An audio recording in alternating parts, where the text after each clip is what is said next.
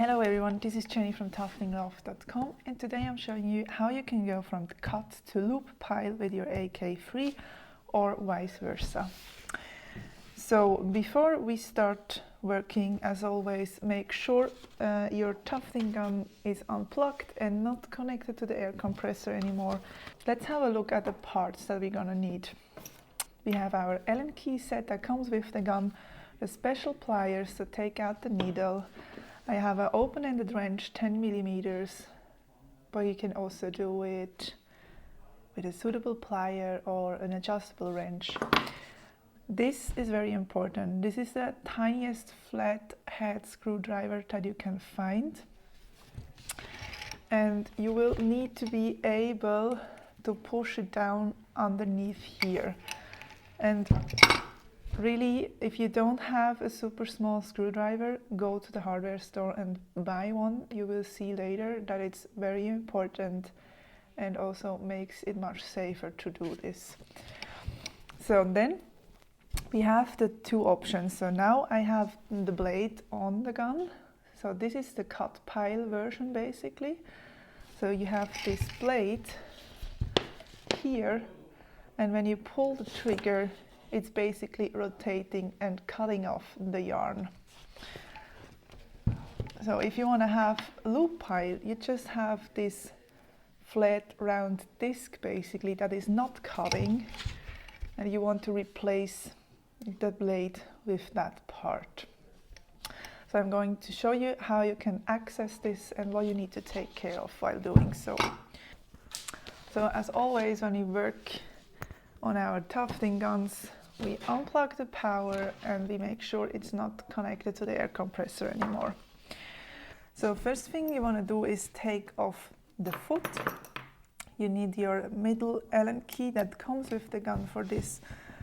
You just unscrew it, you take it out fully and you set it aside. Now we can access the needle, and I guess you already know how we're going to do that. We take out the needle with the special pliers, slipping it into the holes and loosening it, and take it out. Make sure to save all the parts. We have this flat screw and we have this super slim washer on the needle. So now you can see the blade is going through that part here as well. If I'm rotating the feeding wheel, you can see this is how it cuts.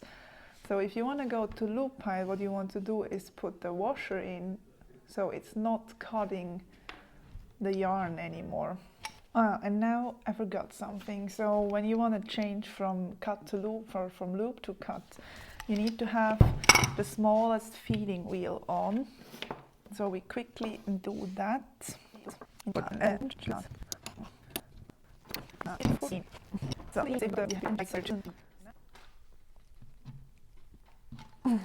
So what I do is really just push all that down so it's not moving upwards anymore, and then I'm able to unscrew the nut.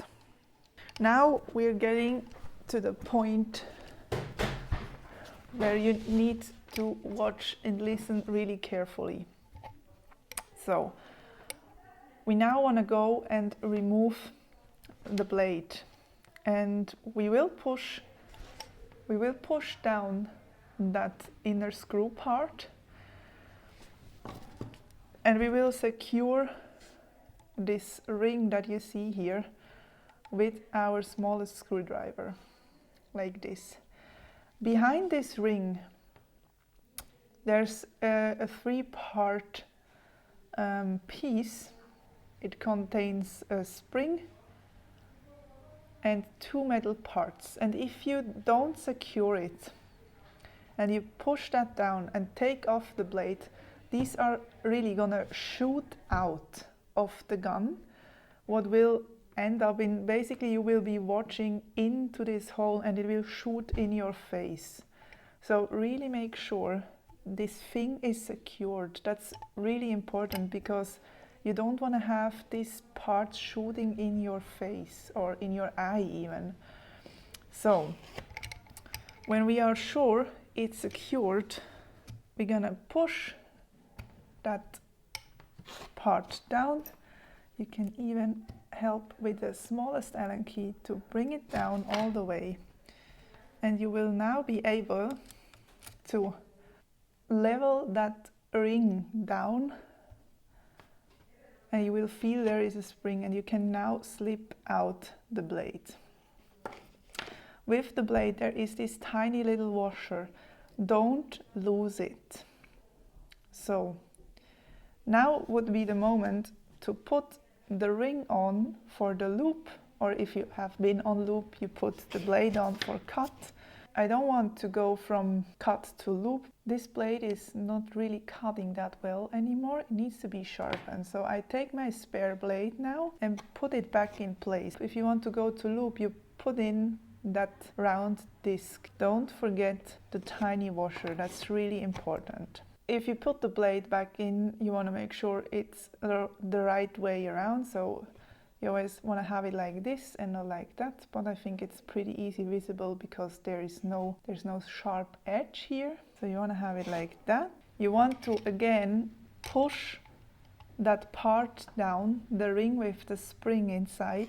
You want to push it down and then bring the blade in place. Leave the screwdriver in.